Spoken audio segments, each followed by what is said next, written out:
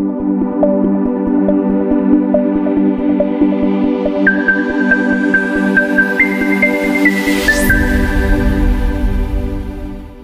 Guys, नमस्कार। लक्ष्य PSC academy के इस ऑनलाइन प्लेटफॉर्म में आपका पुनः स्वागत है। आज हम करने वाले हैं सीजीटीटी 2022 में जो एग्जाम हुआ था सीजीटीटी का 18 सितंबर को, उसके 5वें पार्ट मतलब पर्यावरण अध्ययन अर्थात एनवायरनमेंट का मॉडल आंसर। ठीक है, तो मॉडल आंसर जो बाकी 4 पार्ट के हैं उसको मैंने अपने टेलीग्राम चैनल लक्ष्य विथ भावेश गजपाल में डाल रखा है। वहां पर आप सर्च करके जुड़ सकते हैं। वीडियो के लिंक, पीडीएफ लिंक सब वहां पर मिलेगा। स्टडी मटेरियल, आगामी शिक्षक भर्ती के लिए स्टडी मटेरियल सब वहां पर आपको उपलब्ध हो जाएगा। चलिए बढ़ते हैं वीडियो में आगे। कोशिश करूंगा कि ज्यादा से ज्यादा सटीक आंसर दे पाऊं। 98% तो लगभग सटीक ही रहेगा। ठीक है, 1-2% आंसर जो उत्तर है वो व्यापम इधर उधर कर सकता है। चलिए देखते हैं अब हम। सबसे पहला प्रश्न जो बोल रहा है, मच्छरों के द्वारा फैलने से होने वाले रोग हैं।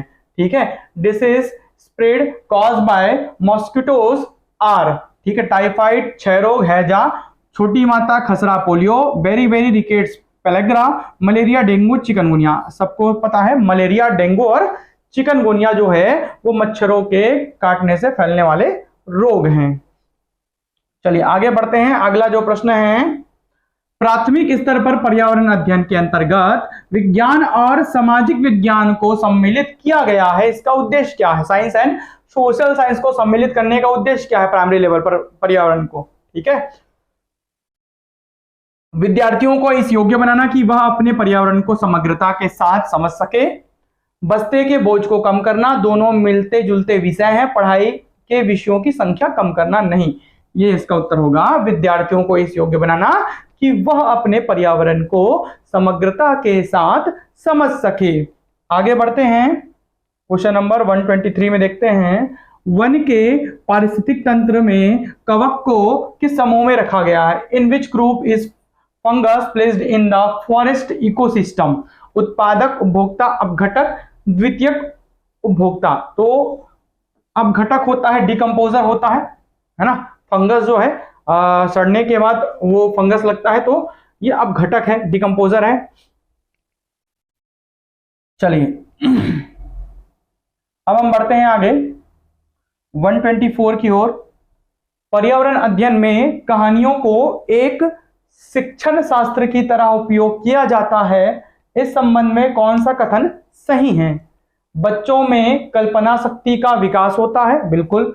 बच्चों की एकाग्रता बढ़ती है, बिल्कुल, कहानी सुनने में इंटरेस्ट लेते हैं। बच्चों को इतिहास का ज्ञान होता है, बच्चे कक्षा में सक्रिय नहीं रहते। ए, बी और सी इसका सही आंसर है, क्योंकि ए और बी तो नहीं है, तो ए, बी और सी इसका सही आंसर होगा बी। ठीक है, सक्रिय नहीं रहते इसको हटा दिया जाएगा। आगे बढ़ते हैं। एक पारिस्थितिक तंत्र के अपघटक, डिकम्पोजर जो है वो क्या काम करते हैं बोल रहे हैं? तो कार्बनिक पदार्थों को अकार्बनिक पदार्थों में बदलने का काम करते हैं, बिल्कुल यही सही उत्तर है। अकार्बनिक पदार्थों को जटिल रूपों में, अकार्बनिक पदार्थों को कार्बनिक पदार्थों में, कार्बनिक पदार्थों को सरल रूपों में। ठीक है, तो कार्बनिक पदार्थों को अकार्बनिक पदार्थों में बदलते हैं, कार्बनिक पदार्थों को सरल रूपों में, मतलब अकार्बनिक पदार्थों में बदलने का काम ये करते हैं। चलिए आगे बढ़ते हैं। शिक्षक आकलन के किस उपकरण के अंतर्गत बच्चे की सीखने में प्रगति की जानकारी एकत्रित कर उसका रिकॉर्ड रखा जाता है या रखते हैं? क्या है इसमें? जांच सूची, पोर्टफोलियो, क्रम निर्धारण पैमाना, उपाख्यानात्मक अभिलेख। तो इसका जो उत्तर होगा वो होगा पोर्टफोलियो। ठीक है, चलिए आगे बढ़ते हैं। अब हम इंग्लिश वाले इंग्लिश में देखते जाएंगे, बाजू में चल रहा है ये भी। इनमें से कौन सा कथन कक्षा में आयोजित गतिविधियों के संबंध में गलत है? गतिविधि समूह में ही की जाती है, गतिविधि उत्सुकता जगाती है, गतिविधि में शिक्षक की भागीदारी न्यूनतम होनी चाहिए, गतिविधि में चुनौती का तत्व मौजूद होना चाहिए। तो कौन सा कथन गलत है बोल रहा है? तो शिक्षक की भागीदारी न्यूनतम, गतिविधि में शिक्षक की भागीदारी न्यूनतम नहीं, सक्रिय भागीदारी होनी चाहिए। चलिए आगे बढ़ते हैं। अगला जो प्रश्न है 128, एनसीएफ 2005 ने पर्यावरण अध्ययन के लिए निम्नलिखित में से कौन सी अनुशंसा नहीं की है, पूछ रहा है। नहीं वाले प्रश्न ध्यान दीजिएगा। पर्यावरण के प्रति बच्चों की जिज्ञासा को पोषण मिलना चाहिए, बच्चों के भाषाई कौशलों का विकास होना चाहिए, स्वास्थ्य विषय पर्यावरण अध्ययन में शामिल होना चाहिए, कक्षा में शिक्षक के द्वारा बच्चों को परिवेश की जानकारी देनी चाहिए। तो ये आपका अनुशंसा नहीं की गई है, क्योंकि भाषाई कौशल तो भाषा वाले में आएगा। ठीक है, चलिए आगे बढ़ते हैं। अगला जो प्रश्न है, पर्यावरण अध्ययन की कक्षा में बच्चों से खुले प्रश्न पूछने का मुख्य उद्देश्य क्या है? बच्चों में अभिसारी चिंतन का विकास करना, बच्चों में अपसारी चिंतन का विकास करना, बच्चों में सुनने के कौशल का विकास करना, बच्चों में बोलने के कौशल का विकास करना। कई लोग बोलने के कौशल का विकास करना भी समझेंगे, लेकिन यहाँ पर अपसारी चिंतन होना चाहिए मेरे हिसाब से उत्तर। बच्चों में अपसारी चिंतन, ठीक है, डाइवर्जेंट थिंकिंग का विकास करना। अभिसारी 130 को भारत में लड़के व लड़कियों के विवाह के लिए सबसे कम उम्र, ठीक है, तो 21 और 18, लड़के बोला फिर लड़कियों बोला है। ठीक है, चलिए आगे बढ़ते हैं। इनमें से कौन सा समूह प्राथमिक उपभोक्ता है? चील व सांप, गाय व खरगोश, हिरन व शेर, बकरी और लोमड़ी। तो गाय और खरगोश एक प्राइमरी जो उपभोक्ता है, प्राइमरी कंज्यूमर है, प्राथमिक उपभोक्ता है। चलिए आगे बढ़ते हैं। इनमें से कौन सा प्राकृतिक और सामाजिक अंतःक्रिया का उदाहरण नहीं है? प्रकृति और समाज, पेड़ों को काटना, बांध का निर्माण करना, प्रकृति और समाज दोनों शामिल है।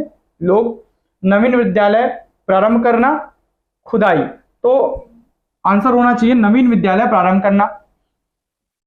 आगे बढ़ते हैं। एक व्यक्ति के मसूड़े से खून निकलता है, इसमें शायद खुदाई भी ले सकता है, लेकिन यह नवीन विद्यालय प्रारंभ करना मेरे हिसाब से सही उत्तर होगा, पर खुदाई भी ले सकता है। खून निकलता है, उसे थकान महसूस होती है, वह यह किस रोग का लक्षण है? स्कर्वी का है, बेरी का है, रतौंधी का है, रिकेट्स का है। ठीक है, तो ये स्कर्वी रोग का लक्षण है। चलिए आगे बढ़ते हैं। अब हम पर्यावरण अध्ययन की कक्षा का प्रारंभ कुछ प्रश्नों से किया जाता है। निम्नलिखित में से कौन सा कथन प्रश्न पूछने का सही परिप्रेक्ष्य नहीं है? कौन सा तरीका गलत है बोल रहे हैं? बच्चे के पूर्व ज्ञान का पता लगाया जा सकता है, बिल्कुल। बच्चों को आलोचनात्मक चिंतन करने का अवसर मिलता है। प्रश्न बच्चों में जिज्ञासा जगाते हैं। बच्चों का चिंतन प्रकरण तक सीमित किया जा सकता है। यही इसका उत्तर होगा। ठीक है, दहेज प्रतिषेध अधिनियम कब लागू हुआ? तो जुलाई 1961।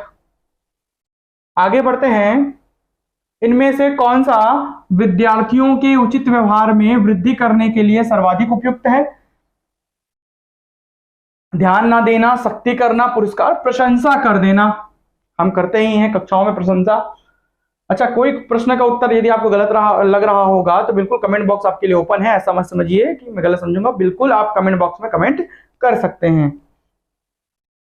चलिए आगे बढ़ते हैं। इनमें से कौन सा खाद्य श्रृंखला का सही क्रम है होगा? तो घास, खरगोश और शेर। घास, खरगोश, फिर शेर, है ना। घास को खरगोश खाएगा, खरगोश को शेर। तो ये खाद्य श्रृंखला का, फूड चेन का सही क्रम है। आगे सजीवों में श्वसन से संबंधित अंग है, क्या क्या हो सकते हैं? गलफड़े, त्वचा, वृक्क, वृक्क तो नहीं होता। गलफड़े, त्वचा, फेफड़े, यही सही है। गलफड़े, त्वचा, फेफड़े। Gills, skin and lungs. गलफड़े जली जीव, फेफड़े मनुष्य, और त्वचा, कई त्वचा से श्वसन करने वाले जीव होते हैं। त्वचा, फेफड़े, छोटी आंत, फेफड़े, वृक्क, यकृत, ये बी इसका सही आंसर होगा। ठीक है, चलिए बढ़ते हैं आगे अगले प्रश्न की ओर। निम्नलिखित में से कौन सी बीमारी रुके हुए पानी से हो सकती है? मलेरिया, मच्छरों के पनपने से। आगे बढ़ते हैं। रीमा आज पर्यावरण अध्ययन की कक्षा में जड़ विषय पर चर्चा करेगी। वह इनमें से किस समूह की वस्तुएं कक्षा में लेकर जाएगी? चुकंदर, आलू, जड़, है ना। तो गाजर, चुकंदर और मूली लेकर जाएगी। चुकंदर, आलू, अदरक, यहाँ पर तना है, आलू और अदरक। गाजर, हल्दी, हल्दी एक तना है, अदरक भी तना है। शकरकंद, मूली, हल्दी, तो ये सही है। गाजर, चुकंदर और मूली तीनों जड़ हैं। चलिए आगे बढ़ते हैं अगले प्रश्न की ओर। पृथ्वी अपने अक्ष पर एक घूर्णन करीब खालिस्तान में पूर्ण करती है 24 घंटे में, तभी दिन और रात होते हैं। आगे बढ़ते हैं अगले प्रश्न की ओर। अगला प्रश्न क्या बोल रहा है आपका, निम्नलिखित में से कौन सा कथन रचनावादी दृष्टिकोण के बारे में सही है। रचनावादी दृष्टिकोण, which of the following statement are correct about the constructivist approach. Constructive approach या कंस्ट्रक्टिविस्ट अप्रोच, सीखना रटकर याद रखने की प्रक्रिया है, सीखने में सामाजिक सहभागिता महत्वपूर्ण है, सीखना उद्दीपन और अनुक्रिया के द्वारा होता है, ज्ञान निर्माण के लिए दंड महत्वपूर्ण है। तो ये आपका सही होगा, सीखना उद्दीपन और अनुक्रिया के द्वारा होता है। Learning occurs through stimulus and response. ठीक है, चलिए आगे बढ़ते हैं अगले प्रश्न की ओर। नीचे दिए गए कथन के संबंध में सही विकल्प का चुनाव करें। कक्षा में बच्चों द्वारा की गई गलतियां, अगर कक्षा में कोई बच्चे गलती करते हैं तो कौन सा सही विकल्प होगा। ये सीखने में बाधा उत्पन्न करती है, बिल्कुल नहीं, उससे भी सीखते हैं। ये बच्चों को समस्या का समाधान करने में सहायता करती है, यही सही होगा। ये बच्चों को कमजोर और प्रतिभाशाली वर्गों में बांटने का आधार देती है, यह सीखने में कमजोरी की परिचायक है, नहीं, ये बच्चों को समस्या का समाधान करने में सहायता करती है। अगले प्रश्न की ओर बढ़ते हैं। निम्नलिखित में से कौन सा पर्यावरण का भौतिक घटक नहीं है। फिजिकल है ना, फिजिकल कंपोनेंट, आर्द्रता, जलवायु, नदी, ये तो है। कवक, फंगस नहीं है भौतिक घटक। ठीक है, चलिए आगे बढ़ते हैं।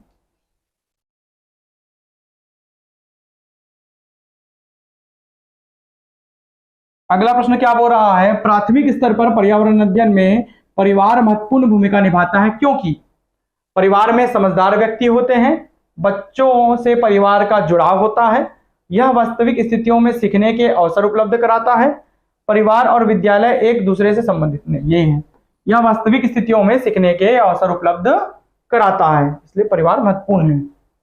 चलिए आगे बढ़ते हैं। पर्यावरण की पाठ्यपुस्तक के संबंध में कौन सा कथन सही है। Which statement about the environmental text book is correct. पाठ्यपुस्तक में परिभाषाओं को शामिल किया जाए, बच्चों को खोज के अवसर दें, तथ्यात्मक जानकारी की अधिकता हो, आलोचनात्मक चिंतन को बढ़ावा देने वाले अभ्यास हो, have exercise that promote critical thinking, ये तो होना ही चाहिए, डी वाला।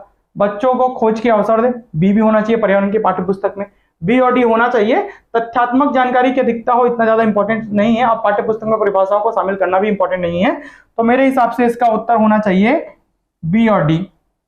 ठीक है, क्योंकि बी और डी एक ही ऑप्शन पे दिख रहे हैं, बाकी में नहीं है, तो ये मेरे हिसाब से इसका उत्तर होना चाहिए। बाकी आप खुद कमेंट कर सकते हैं अगर आपको कोई दूसरा लगता है तो। पर्यावरण अध्ययन की कक्षा में शिक्षिका ने अदरक को तना कहा, क्योंकि in the class of environmental studies teacher called ginger a stem because इसका स्वाद तीखा होता है, इसमें पर्व और पर्व संध्या होती है, इसमें भोजन का संग्रह होता है, इसका रंग हरा नहीं है। तो क्यों कहा भाई, क्योंकि इसमें पर्व और पर्व संध्या होती है। It contains notes and inter notes, इसलिए उसे तना कहा गया, क्योंकि तने में ही नोट्स और इंटर नोट्स बनते हैं स्टेम में। आगे बढ़ते हैं। इनमें से कौन सा पर्यावरण अध्ययन में रचनात्मक आकलन है। रचनात्मक आकलन, विच of the following is a formative assessment in the environmental studies. पाठ में दिए गए बच्चों को प्रश्नों को बच्चों से हल करवाना, पाठ में दी गई नवीन शब्दावलियों की व्याख्या करना, बच्चों को पाठ में दिए गए चित्र बनाने को कहना, बच्चों से क्रियाकलाप करवाना और अवलोकनों को दर्ज करना। एक है फॉर्मेटिव और एक है समेटिव। तो समेटिव में हम लोग अधिकतर जांच करते हैं, है ना, प्रश्न देकर। तो मेरे हिसाब से फॉर्मेटिव में होना चाहिए सी, बच्चों को पाठ में दिए गए चित्र बनाने को कहना। Asking children to draw a picture given in the lesson. चलिए आगे बढ़ते हैं।